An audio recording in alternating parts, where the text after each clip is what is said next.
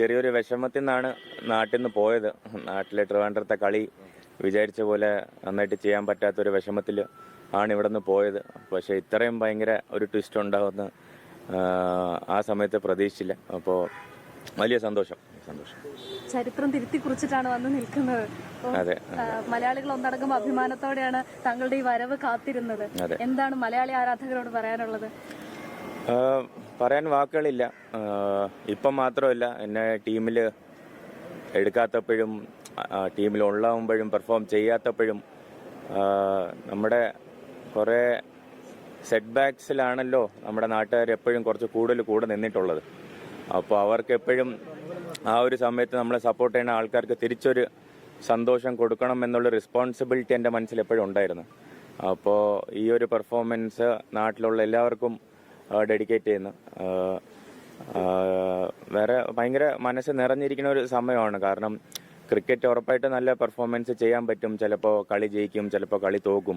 പക്ഷേ ഇത്രയും ആൾക്കാരുടെ ഇത്രയും ജെന്യുവൻ സപ്പോർട്ടും ഇത്രയും പ്രാർത്ഥനകൾ കാണുന്ന കുറേ വീഡിയോസും കുറേ മെസ്സേജസും കുറേ റീൽസും വീട്ടിൽ വൈഫ് കാണിച്ചു തരുന്നുണ്ട്. അപ്പോൾ അത് കാണുമ്പോൾ എനിക്ക് ഭയങ്കര എന്താ പറയുക, കണ്ണൊക്കെ നിറഞ്ഞു പോകുന്നുണ്ട്. അപ്പോൾ അത്രയും സ്നേഹം എനിക്ക് അറിയിക്കുന്നുണ്ടോ എന്ന് പോലും എനിക്ക് അറിഞ്ഞുകൂടാ.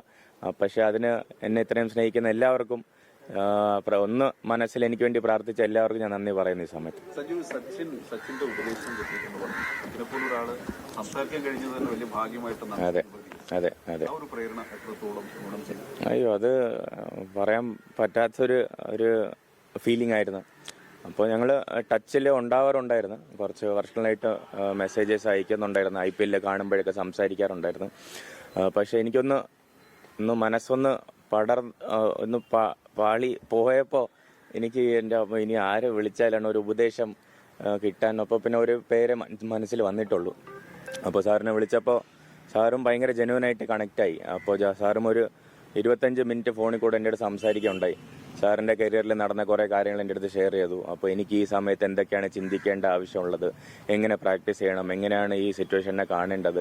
അപ്പോൾ ഭയങ്കര ജെന്യുവനായിട്ട് എനിക്കത് ഹെൽപ്പ് ചെയ്തു. അപ്പോൾ ന്യൂസിലൻഡ് സീരീസിലും ഫോം ഔട്ട് ആയപ്പോൾ അത് കഴിഞ്ഞ് വിളിച്ചപ്പോഴും കുറേ ഉപദേശങ്ങളുണ്ടായിരുന്നു. വേൾഡ് കപ്പ് ഫൈനലിൻ്റെ തലേ ദിവസം വരെ സാറ് ഇങ്ങോട്ട് വിളിച്ച് ചോദിക്കുകയുണ്ടായി, എല്ലാം റെഡിയല്ലേ, ഹൗ ആർ യു ഫീലിംഗ് എന്നൊക്കെ പറഞ്ഞ് ചോദിച്ചു. അപ്പോൾ അതൊക്കെ ഒരു എന്തു പറയാനാണ്, എല്ലാവർക്കും കിട്ടുന്ന ഒരു ഭാഗ്യമല്ല. അപ്പോൾ അതെന്തോ എനിക്ക് കിട്ടിയതിൽ വലിയ സന്തോഷം.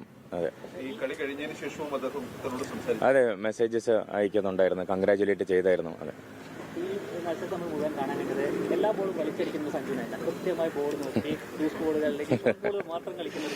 അതെ, വലിച്ചടിച്ചടിച്ച് ഔട്ടായിക്കൊണ്ടിരുന്നത്. അപ്പം ഇനി വേറെ വഴിയില്ലാത്തതുകൊണ്ടാണ് കുറേ കളി വലിച്ചടിച്ച് നോക്കി. അപ്പോൾ അത് ശരിയായിട്ട് നടന്നില്ല. അപ്പോൾ നമ്മുടെ വീഴ്ചകളിൽ നിന്ന് പഠിക്കണമല്ലോ.